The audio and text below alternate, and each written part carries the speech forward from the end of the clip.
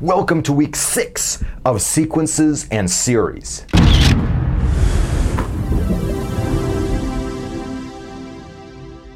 Well, thus far, we've been starting with a power series and then asking the question, what function does that power series represent? For example, we considered this series, the sum n goes from 0 to infinity of x to the n, and we ended up showing that this series is equal to 1 over 1 minus x, provided that the absolute value of x is less than 1.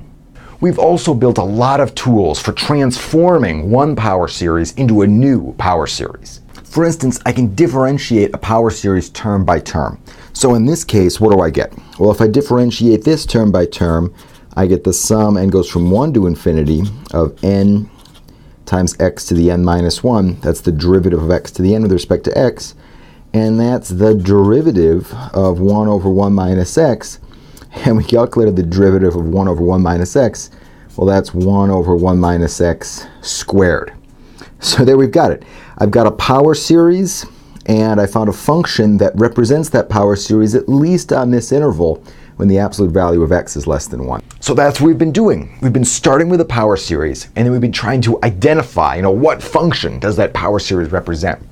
And then maybe we'll be transforming those power series, messing around with them by differentiating them term by term, integrating them term by term, multiplying them together, things like that. But this week, we're going to turn all that around. What I mean is that so far in the course, we've been starting with a power series, and then from that power series, we've been getting a nicer description of the power series as some function that we're familiar with.